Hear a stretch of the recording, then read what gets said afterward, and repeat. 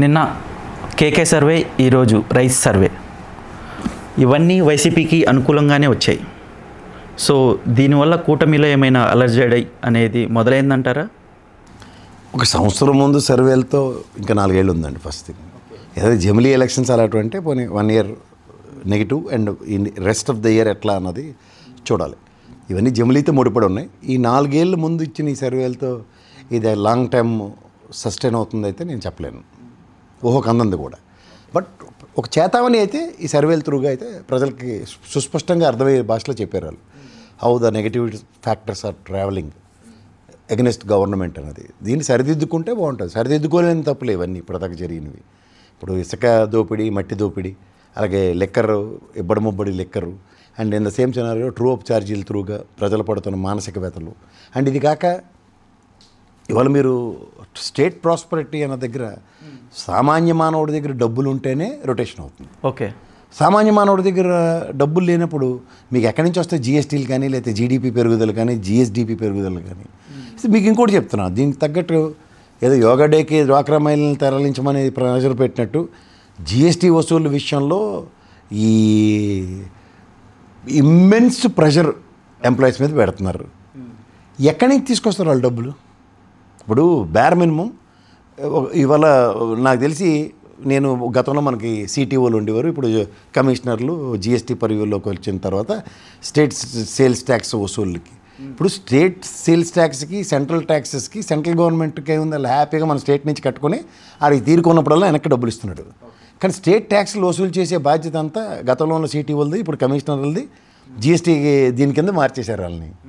So వాళ్ళు ఎంత కష్టాలు పడుతున్నారు? వాళ్ళకి ఒక ప్రాసెస్ ఉంటుంది. సే ఫర్ ఇన్స్టెంట్ ఒక ఇన్స్పెక్షన్కి వెళ్ళారు, నువ్వు కట్టరు బాబు ట్యాక్స్ అంటారు. ట్యాక్స్ కట్టాలి అంటే వాడికి ఏం చేయాలి? జిఎస్టీకి ఇంత కట్టాలి, జిఎస్టీ పన్ను ఇది బాకాయి ఉంది, ఇది ఉందని చెప్తారు. చెప్పిన తర్వాత ప్రొసీజరల్ రివ్యూలో వాడికి ఎంత లేదన్నా నెల, 2 నెలలు, 3 నెలలు టైం ఉంటుంది. 3 నోటీసులు ఇవ్వాలి. ఇన్స్పెక్షన్కి వెళ్ళిన మొదటి రోజే డబ్బులు కట్టమంటే, 15 రోజుల పైన కట్టమని, ఈ నెలాఖరికి మొత్తం కట్టమంటే ఎక్కడవుతుంది? ఆ లోడ్ అంతా జిఎస్టీ కమిషనర్ల మీద, వాళ్ళ మీద పడిపోతున్నాయి. జాయింట్ కమిషనర్లు వీళ్ళందరూ నానా తిప్పలు పడుతున్నారు. దానికి తోడు 1400 పైసలకి స్టాఫ్ వేకెన్సీస్ ఉన్నాయి, అది ఫిల్ చేయట్లే. మ్యాన్ పవర్ లేదు. ఈ వసూలు చేసేదానికి వీళ్ళ దగ్గర సామర్థ్యానికి, వాళ్ళకి అవతలకి. ఇప్పుడు మీ కంపెనీకి నేను కమిషనర్ స్థాయిలో వచ్చి నేను ఇచ్చేసానండి, నోటీస్ సర్వ్ చేశాను. మీకు నోటీస్ సర్వ్ చేసిన తర్వాత 30 days బేర్ మినిమం ఉంటుంది రిప్లై ఇవ్వడానికి. ఈ సర్కమ్స్టాన్సెస్లో ఇట్లా ఉన్నాయి, ఇలా వచ్చింది, ఇలా రాలేదని. కొన్ని ఉదాహరణకి ఎడిబుల్ ఆయిల్స్ లాంటివి ఉంటాయి. ఆ ఫైనల్ ప్రోడక్ట్ ఎక్కడ ఉంటుంది? అది ఎక్కడికో తీసుకెళ్ళి అమ్ముకుంటాడు, అక్కడ కడతాడు ట్యాక్స్. స్టేట్ వాడు నువ్వు ఎడిబుల్ ఆయిల్ కంపెనీలకు ఒక కమిషనర్గా 4 నేను ఎత్తికి పెట్టాను, దాని ట్యాక్స్ ఎందుకు రావట్లేదంటే అది ఎందుకు వస్తుంది? అది ముడిసరికి ఎక్కడి నుంచో కొంటాడు, దానికి కడతాడు ట్యాక్స్. అంతే. స్టేట్లో సేల్స్ జరగని దాన్ని కూడా ఇది నీకు 4 కంపెనీ ఉన్నాయి కాబట్టి నేను ఎత్తికి పెట్టానంటే ఎక్కడ చేస్తారు వాళ్ళు? దాని చేత జిఎస్టీ వసూలు కావట్లే. ఓకే, ఇప్పుడు 10,000 రూపాయలు ఎవడదైనా కామన్ మ్యాన్కి అమ్మ ఒడనో, లేకపోతే ఏదనో తల్లికి 100నో 15,000 ఇస్తే ఆడేమి ఇంట్లో రూపాయి దాచడు, లేకపోతే గొయ్యి తీసి అందరూ డబ్బులు దాచడు, లేకపోతే ఎనపెట్లు పెట్టి దానం వేయడు. వాడు ఖచ్చితంగా మార్కెట్లో రొటేట్ చేస్తాడు. మార్కెట్లో రొటేట్ చేయడం అంటే కొనుబడి శక్తి పెంచుకుంటాడు. కొనుబడి శక్తి అయితేనే యాక్టివిటీ క్రియేట్ అవుతుంది. యాక్టివిటీ క్రియేట్ అయితే మీరు వద్దనే జిఎస్టీ వస్తుంది. అది ఏది కాకుండా ఆడి డబ్బులు ఎవరు? ఆడు కొనడానికి అడిగితే కాలు చేయలేకుండా పిల్లలకి అమ్మఒడి ఇచ్చాం కదా ఇమీడియట్గా కట్టే అంటే ఏడ కడతాడు? ఓ పక్కన కరెంట్ ఛార్జీలు పెంచాడు.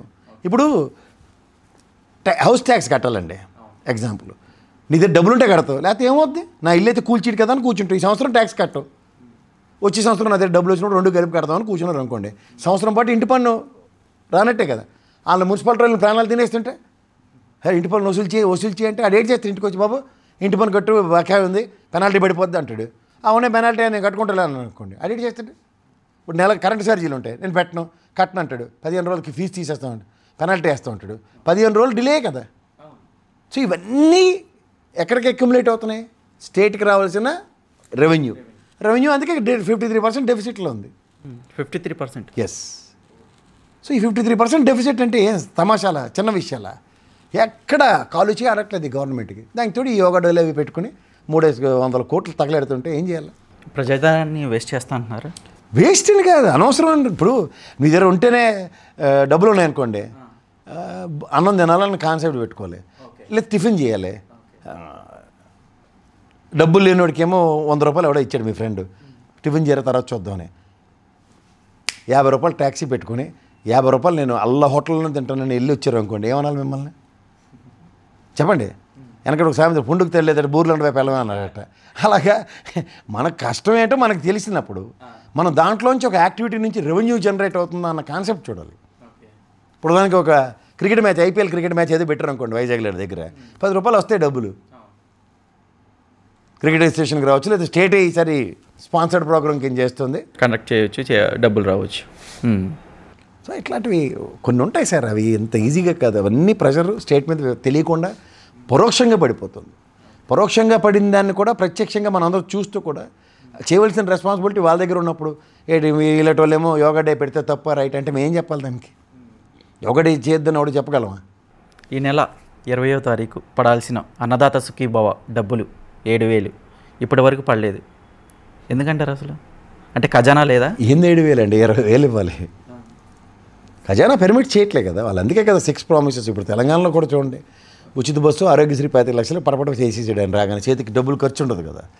తర్వాతవి తులం బంగారం ఏది అలాంటివన్నీ ఉన్నాయి కదా. అలాగే స్టేట్లో కూడా అక్కడ పెన్షన్ ఇమీడియట్గా ఎగ్జిస్టింగ్ ఆన్గోయింగ్ ప్రోగ్రామ్కి 1000 రూపాయలు ప్రెషర్ పెట్టుకుని పెన్షన్ ఇచ్చారు.